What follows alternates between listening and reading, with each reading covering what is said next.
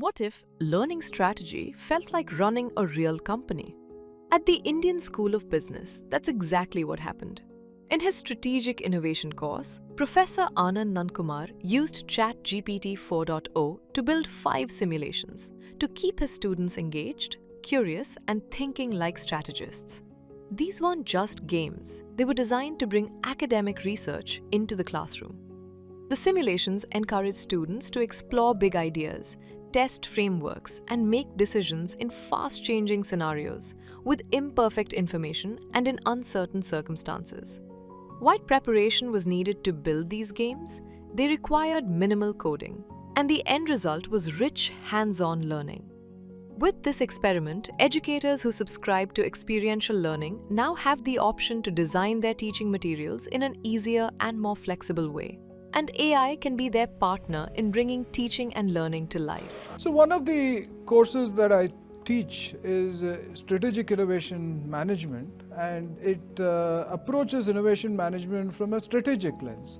And if you think about strategy more broadly, strategy is all about making decisions with imperfect information and when things are very uncertain. So given all of this, the emphasis on any kind of strategic decision making is about how do you use frameworks to overcome some of the problems of imperfect information.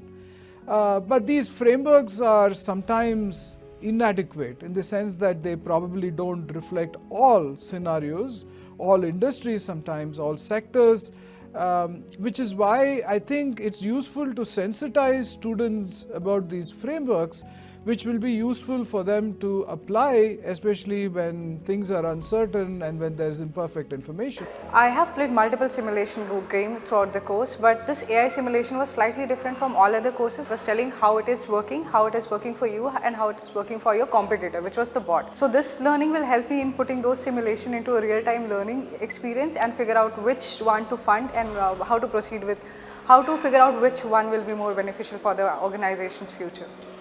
Simulation was structured in such a way that we were working in a group of 8 and we were competing against a bot which was on the AI tool ChatGPT.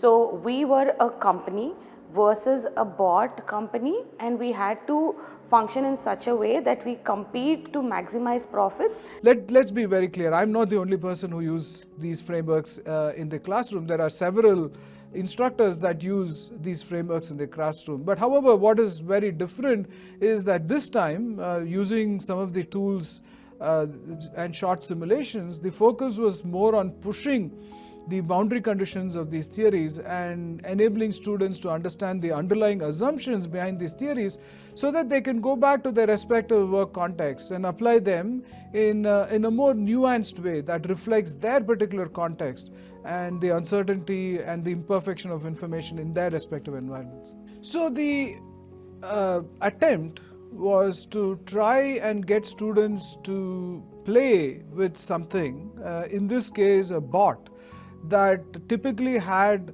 perfect information and was completely rational against a human being, which is the student, who has imperfect information and partial information. So the simulation was basically 5 rounds. You had 5 opportunities to take a decision, and the decision was whether you want to continue investing into R&D or whether you want to hold and see how the market conditions evolve.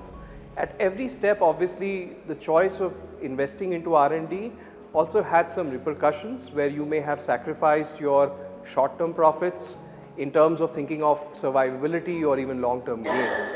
So just the task of the student trying to beat the bot, I think motivated them to focus a lot more and understand what is going on. And after the game, the process of reflection is what enabled these theories to be communicated and the respective boundary conditions and assumptions to be communicated to the students as well.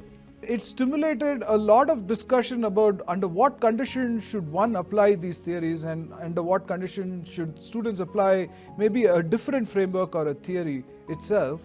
And that kind of conversations, the richness in those conversations typically does not happen when an instructor simply communicates a theory and lists out the boundary conditions and the associated assumptions. And I think this was the big win. So it was like a lot of fun playing this, and it was also like very interesting to see your ideas and thoughts being played in something which is like a controlled environment. So when you're in that spot, when you're making that decision, it gives you like a real life example of sorts of this is the kind of decision making point you're going to be in your life, and you need to make a decision whether you're going to do this or not. So at that point, it also helps you to understand how your theory becomes into a practical situation, and how this changes like your trajectory of where your company is going to go, and what are the next steps to go. We tried to use tools that were not heavy on the coding front, which could use some kind of natural language to be able to create these simulations, which is the reason why we relied on an LLM platform in order to be able to do it.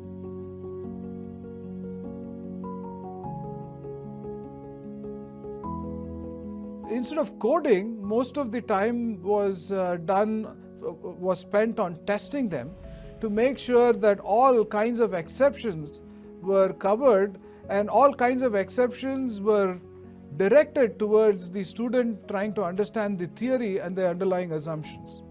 And that shock, for all practical purposes, should change the decisions that the students actually take. But what you want the engine to do is not to reveal the shock. So the engine might know the shock, but it need not be revealed to the student. So the issue really here is to put on guardrails such that the shock is not revealed to the student before the shock actually occurs. And to ensure that the engine actually knows when the shock is going to happen. So that you want the engine to be rational and have full information, whereas the student who's playing it is playing it under imperfect information. So I think this is for the first time we are using ChatGPT for simulation. I think the previous simulations were more in terms of you give the input and you get the output, but here it's more in terms of you are getting insights as well, so that it's helping you take the decision the way how you want to learn out of it. So that was one of the major difference what I've observed, and even the previous simulations what we were using, we did not really have the understanding what is happening in the back end, right? So here using ChatGPT we were able to get that insights as well, and which really helped us learn out of it and understand how things work in the back end of a simulation, and certainly how the decisions are made. The use of LLMs to create this simulation has a peculiar property, which is the idea that these LLMs act as rational individuals. You could get them to act as rational managers themselves, and this becomes like students playing with another individual, and the sense of competitive spirit fosters a better sense of understanding. You could always create the same thing with other set of tools, but where I think LLMs outperform is the ability to outsmart the students, even when the students actually come up with very imaginative or unexpected responses. So I think they help a lot, because when it comes to a scenario where you were given the problem on a paper, you definitely go back to the AI and ask for the feedback from the AI. So there is no application of brain there. A lot of times we miss applying our own concepts. But in case of simulation, it's almost immediate, that you don't go and think the other way around, because you're playing it with the bot. You can't go and ask the bot, okay, now what should I do? So that way we will have an opportunity to apply what we have learned, and I think it has made the entire process also easier comparatively if we have done it as an assignment or like an in-class exercise. The ability of LLMs to debrief to the student why it was able to beat the student, if it was able to in fact prevail over the student, or why it lost to the student and where it went wrong itself. So that process, that debrief that LLM provides is significantly helpful in the process of reflection, and this contributes a lot to the students understanding these concepts and frameworks. So as a management student, we understand that innovation for firms is important, but something that this course has really taught me is that consistency in innovation and managing innovations is of utmost importance. So the competitive spirit in the students always makes students to try very imaginative responses. So some of them were so curious, and especially in games in which there were role plays, the students tended to had a tendency to play these games multiple times simply to figure out what they had done wrong. So they wanted to fix the errors that they had made in the previous iterations of the game, and they wanted to play them over and over again. And frankly, this was unexpected, but I thought this was very helpful, because the fact that they were able to fix these errors enabled them to understand these frameworks even better. Firstly, it's a kind of a unique simulation. The reason being is you can replay that again and again. In the previous classes when we had simulation, it was only kind of one play. The second thing, the difference is, using ChatGPT, we would also wanted to see at different points of time, if we had taken a different decision, what would be the net outcome, especially when the net profit and the other calculations are concerned, which the other simulations usually did not have. We only had one kind of a go, but here we had the option to play again. Well, most of our students have actually taken that advantage and used it. The one message that I would like to leave, if I can, is that it's more simple, and it's much simpler than many of us think it was. I was just daunted by the prospect of trying to create a few, but the minute when I created one of them, it just seemed like it was very simple, and most of the time was spent on testing them rather than creating them.